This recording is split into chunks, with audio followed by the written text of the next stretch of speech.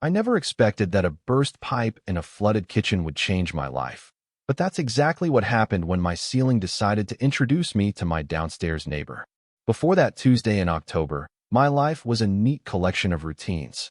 I'm Lucas, and at 28, I worked from home as a graphic designer. My apartment was my sanctuary, a carefully curated space of soft grays, minimalist furniture, and plants that I somehow managed to keep alive. It was quiet, predictable, and, if I was being honest with myself, a little lonely.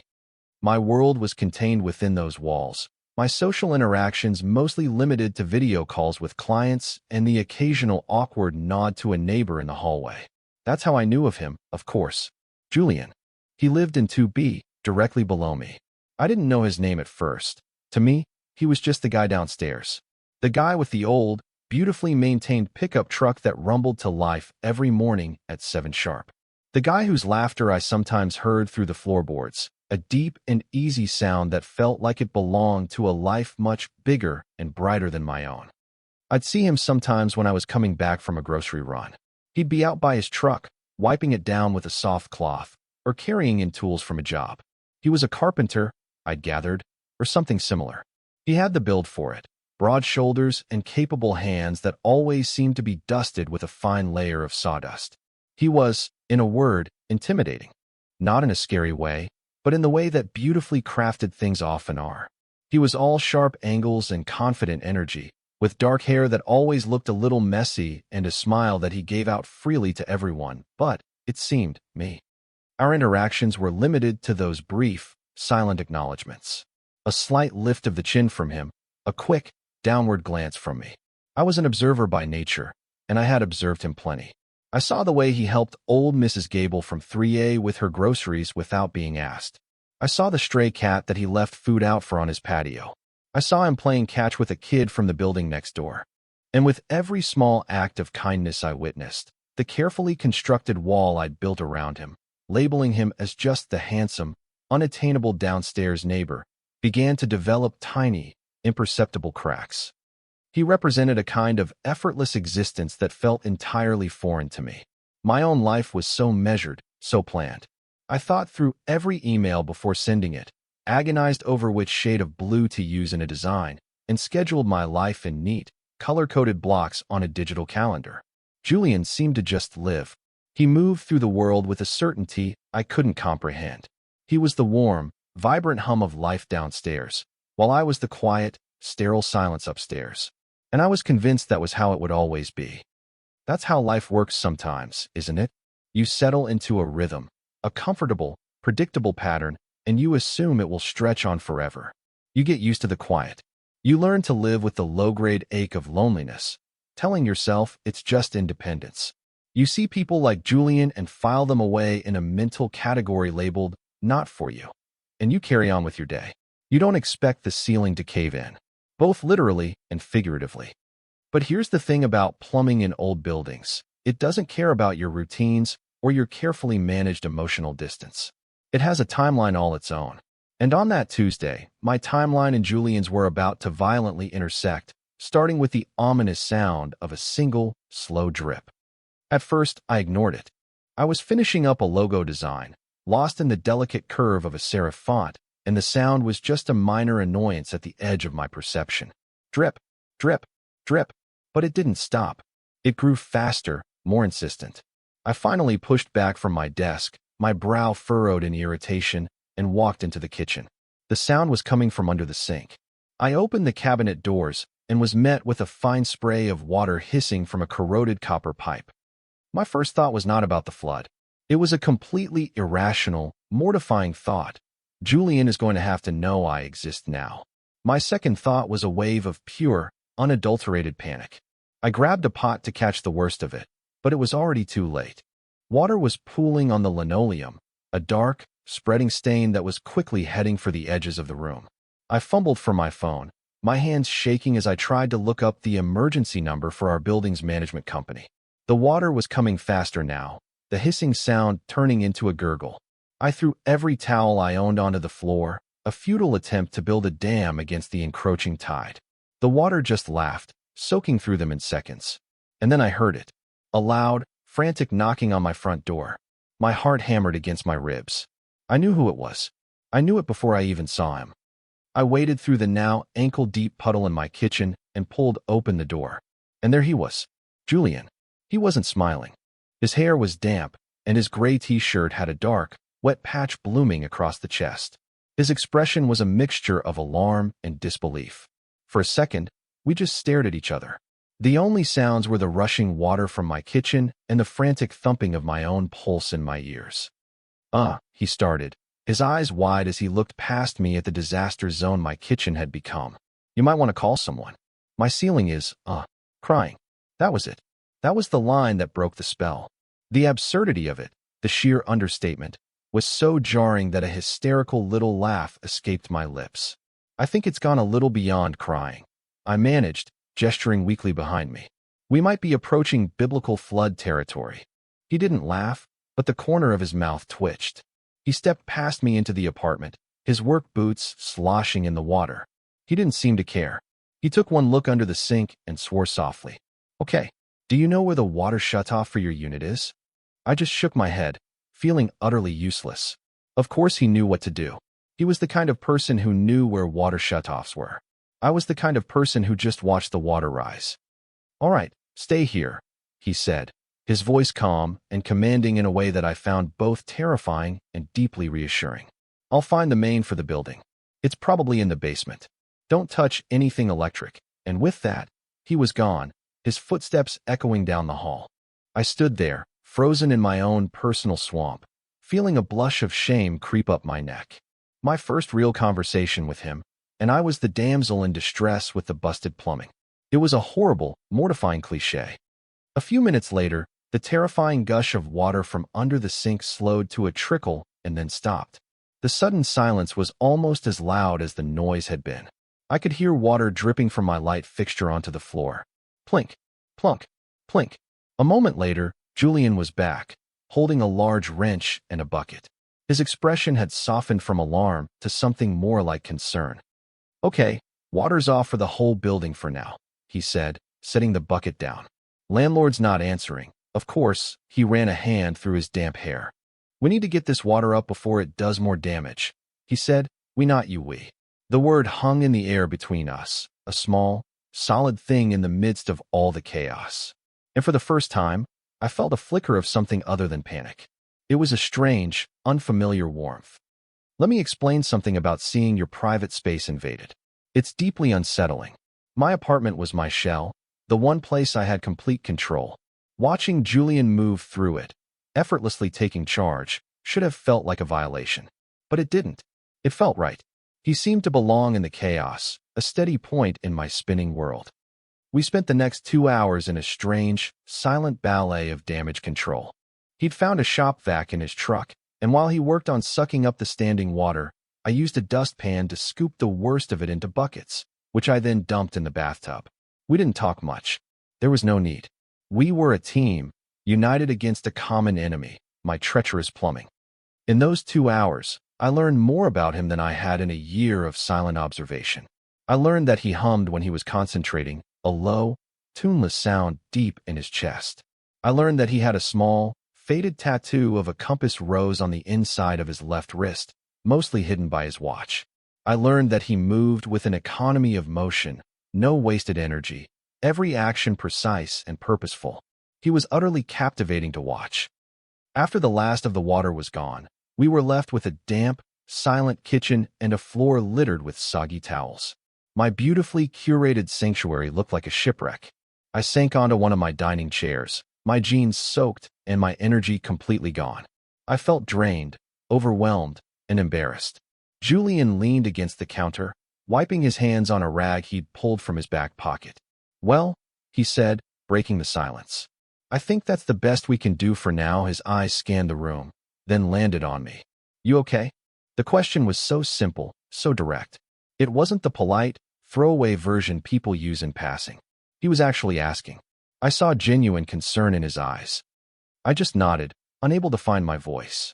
I felt like I was going to cry, from stress or exhaustion or the sheer, unexpected kindness of this man who was, until a few hours ago, a complete stranger. He seemed to understand. He pushed off the counter and opened my fridge, which thankfully had been spared. He rummaged around for a moment before pulling out 2 beers. He twisted the cap off one and handed it to me. "Here," he said softly.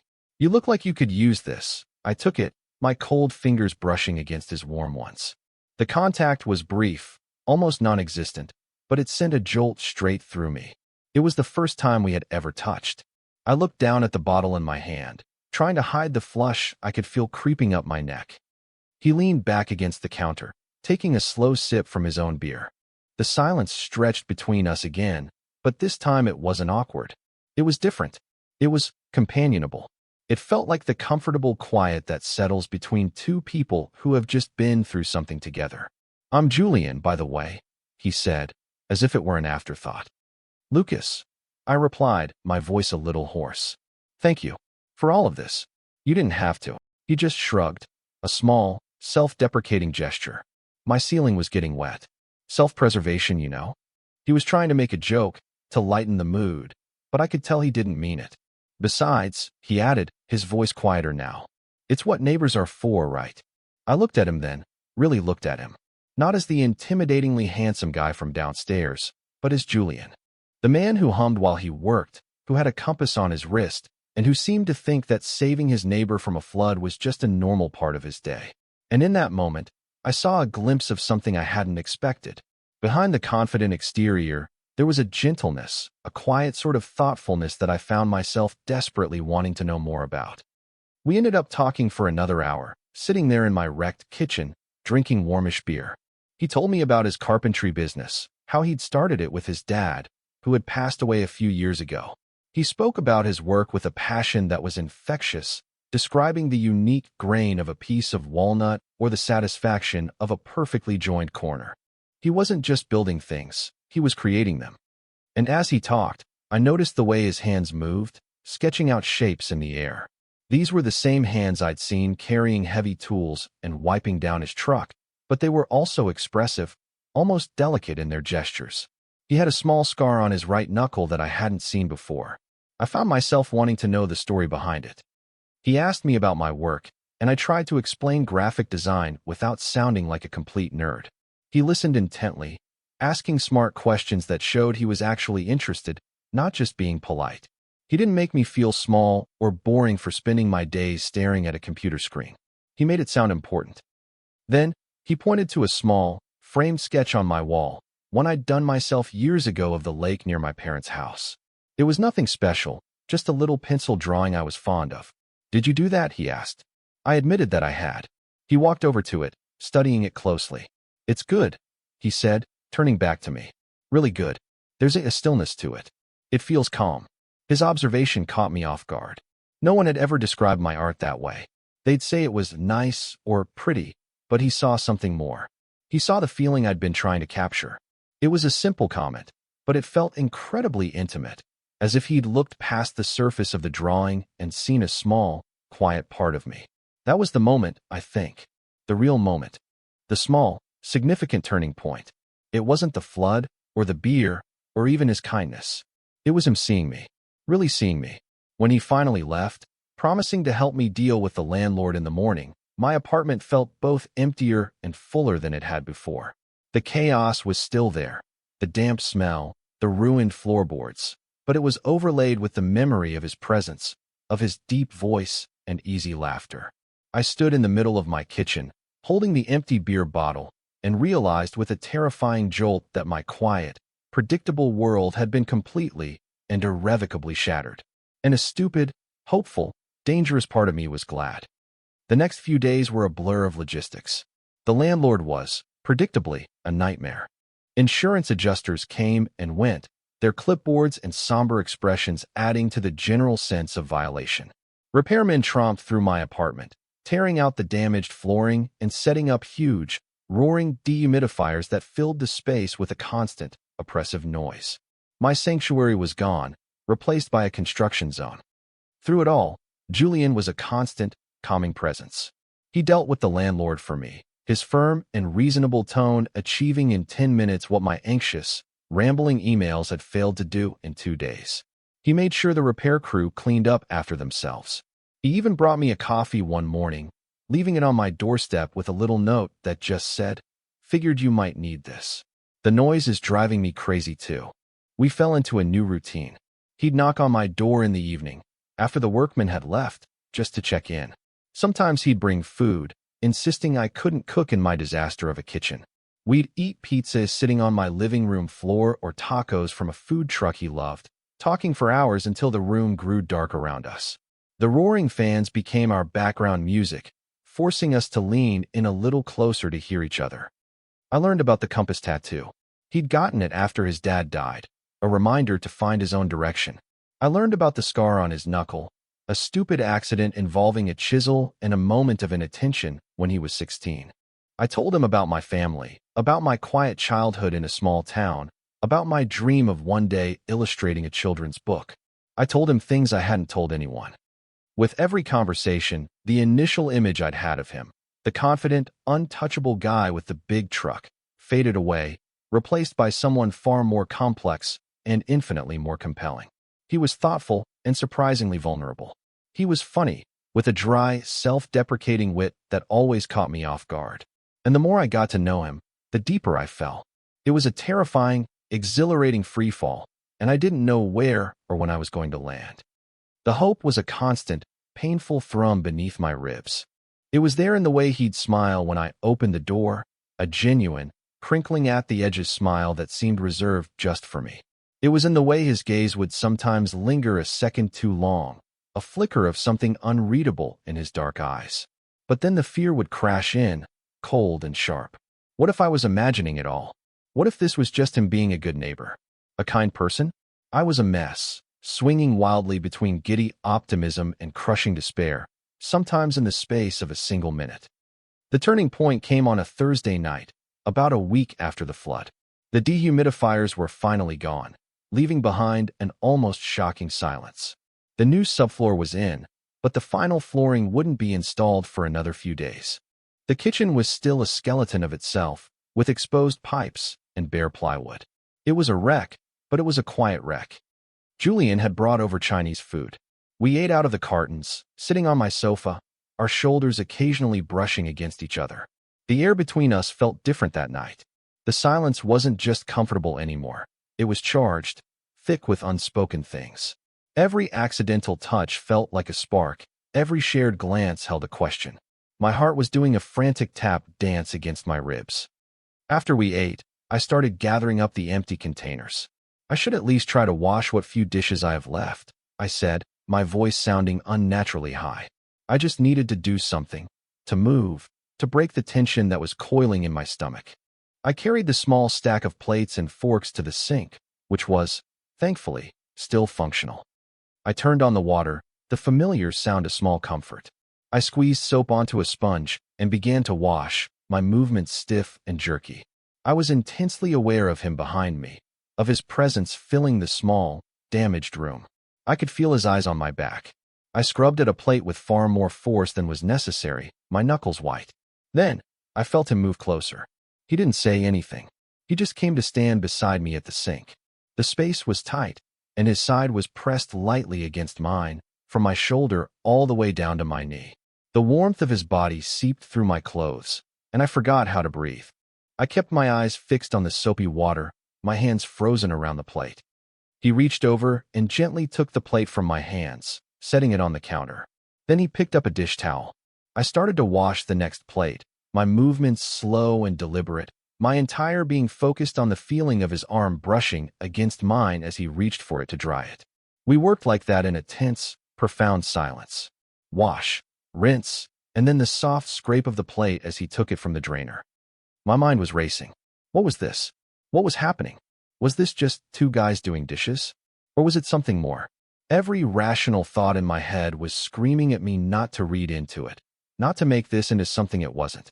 But my heart, my stupid, hopeful heart, was pounding out a rhythm that said something was about to change forever. I washed the last fork and placed it carefully in the drainer. My hands were trembling.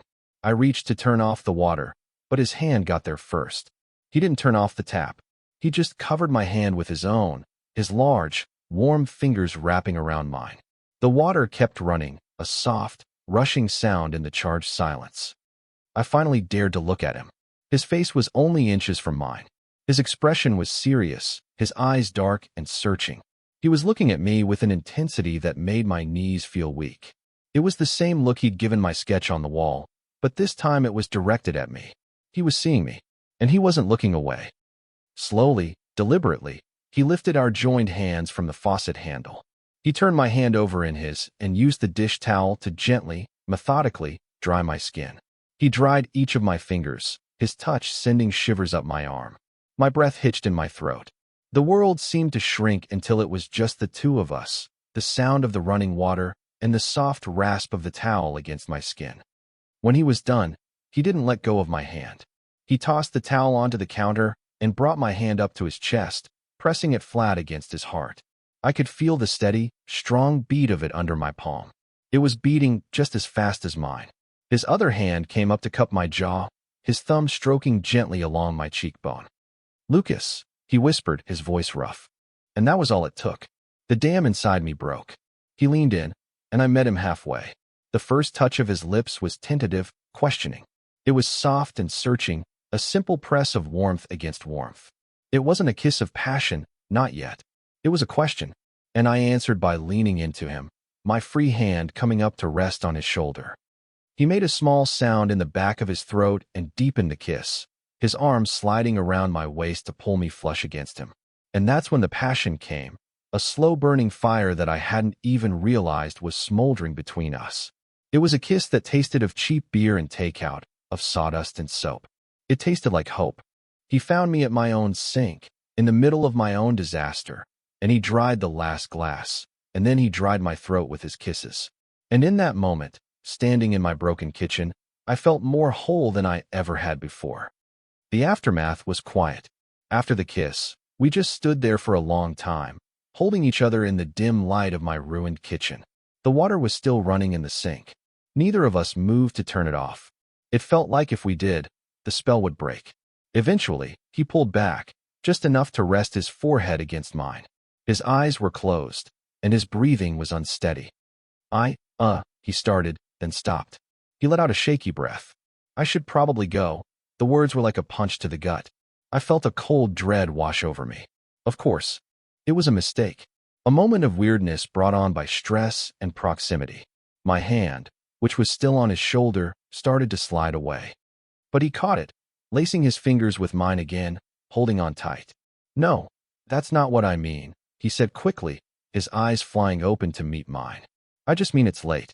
And I think if I don't go right now, I'm not going to." His gaze was so earnest, so vulnerable, that it stole the air from my lungs. It wasn't a rejection. It was the opposite. I just nodded, unable to speak. He squeezed my hand one last time, gave me a small, hesitant smile that didn't quite reach his eyes, and then he was gone. I stood there, listening to his footsteps retreat down the hall, to the soft click of his apartment door closing. Then, I finally reached over and turned off the water. The silence that rushed in was deafening. The next day was agony. Pure, unadulterated, soul-crushing agony. I replayed the kiss over and over in my mind, analyzing it from every possible angle. It was like watching a movie clip on a loop, searching for clues. The tentative start, the way he deepened it, the way he held me, the look in his eyes, his final words. Every detail was a piece of evidence to be examined. One minute, I was soaring. He kissed me. He felt it too. The way he held my hand, the way his heart was beating, that was real. That couldn't be faked. This was happening. This was actually, finally happening. Hope bloomed in my chest, warm and bright, and I would feel a giddy, foolish grin spread across my face. But then, the doubt would creep in. It started as a small whisper and grew into a roar. Why did he leave so abruptly? Was he regretting it? Maybe he was just confused or lonely. Maybe he was just being nice, caught up in the moment, and now he was downstairs in his own apartment, cringing with embarrassment. He was probably straight. Of course he was straight. He worked with his hands and drove a truck and was kind to old ladies. My brain, in its panic, latched onto the most ridiculous stereotypes. I was a fool for thinking this could be anything more than a momentary lapse in judgment on his part. I spent the entire day hiding in my apartment.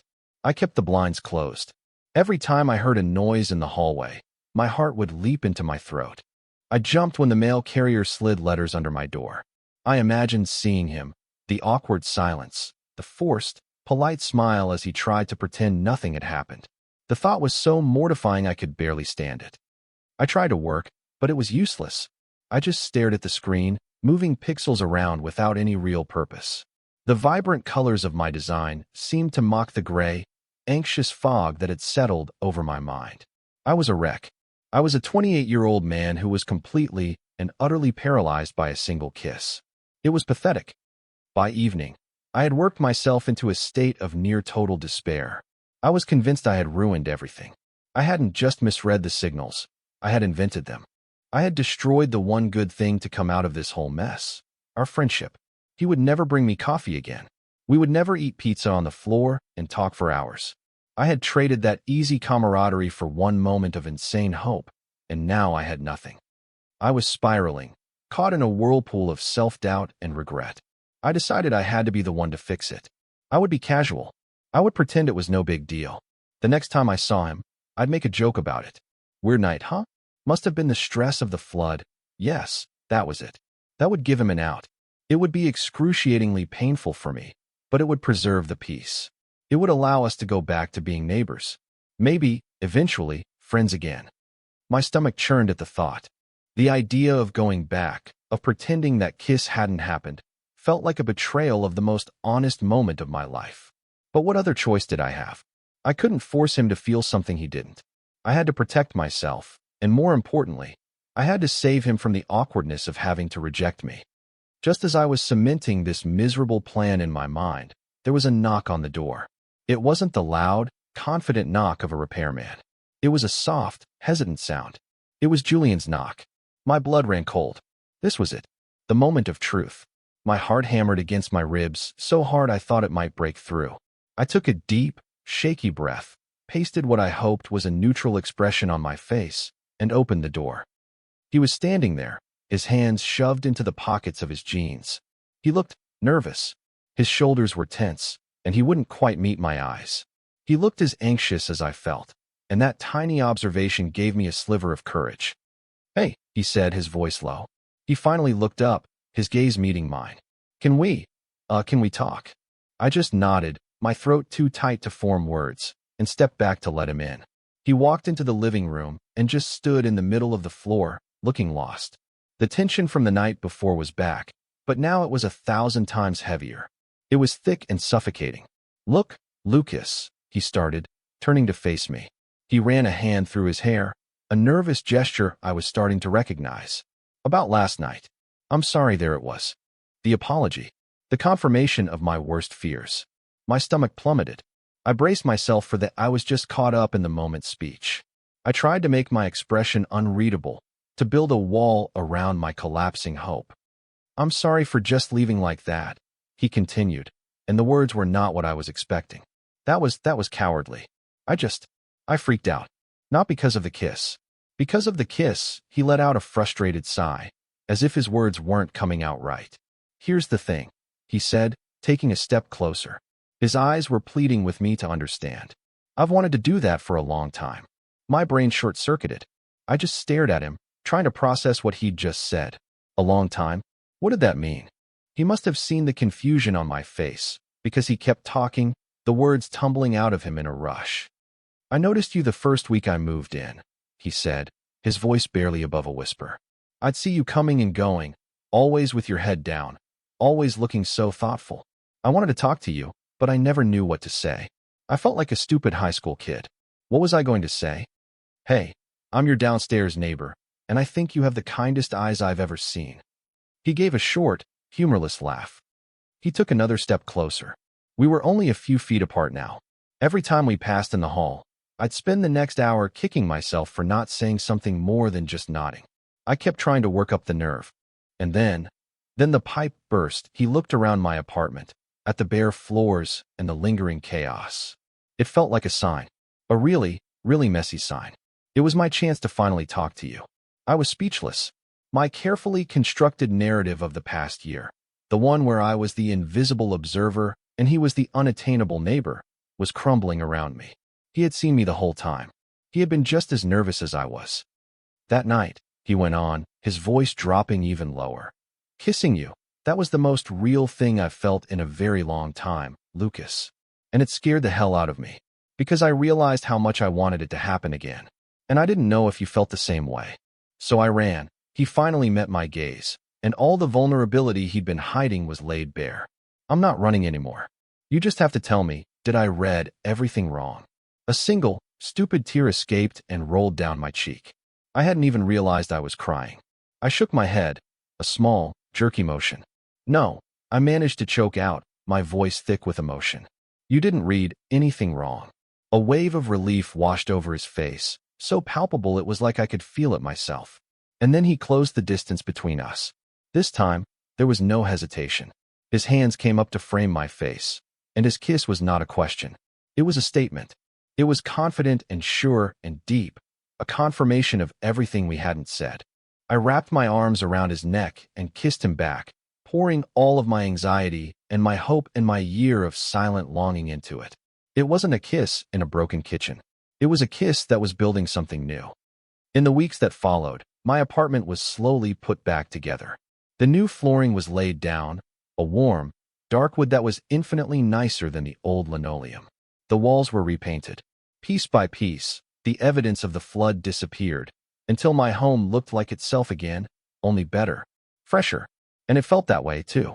Our relationship was built in much the same way. Piece by piece, day by day. We started with coffee in the mornings, then dinners in the evenings. His place, this time, since mine was still a work in progress.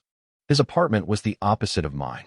It was warm and a little cluttered, filled with books and pieces of wood in various stages of being carved into something beautiful. It was comfortable and lived in. It was like him. Our first official date was to the food truck he loved, followed by a walk along the river. We held hands the entire time, and it felt like the most natural thing in the world. I learned that his favorite color was the deep green of a forest after it rains. He learned that I can't stand the taste of cilantro. We learned the small, silly, important things that you learn about a person when you're building a life together. He showed me his workshop, a rented space a few miles away that smelled richly of sawdust and would stain. He let me run my hands over the smooth, finished surfaces of a table he was building, and he explained the story of the wood, where it came from, what it had been before. I saw the artist in him then, the same way he had seen the artist in me when he looked at my little sketch. And I showed him my work, my real work. I pulled out the portfolio of illustrations for the children's book I'd been dreaming of for years. I had never shown it to anyone. He sat on the floor with me, looking at each drawing with a quiet reverence that made my heart ache. He didn't just say they were good. He pointed out the expressions on the characters' faces, the details and the backgrounds. He saw the story I was trying to tell. A few months after the flood, on a quiet Sunday afternoon, we were lying on my new living room rug, just talking. Sunlight streamed through the window, catching the dust motes dancing in the air. His head was in my lap, and I was running my fingers through his hair. It was one of those perfect, peaceful moments that feels like a gift. You know, he said, his voice lazy and content. I'm almost grateful for that stupid pipe. I smiled down at him. Almost. After all the trouble it caused. He turned his head to look up at me, his eyes soft. It brought me to you, he said simply. I'd deal with 100 floods for that. And that's how it is with us. Easy. Honest. The constant anxiety that used to be my companion has been replaced by a quiet, steady sense of belonging. The loneliness I didn't even realize was so profound has vanished, filled by his laughter, by the comforting weight of his hand in mine, by the simple knowledge that someone is downstairs, thinking of me. Sometimes, when I'm in the kitchen, I'll run my hand over the new cabinet under the sink, over the brand new copper pipe that replaced the old, corroded one. It's a small, unconscious gesture, a quiet thank you to the chaos. A reminder that sometimes things have to break. Sometimes the walls have to get soaked and the floors have to be torn up. And in the quiet moments, I still think about how my world had to fall apart just a little, so that it could fall perfectly into place with mine.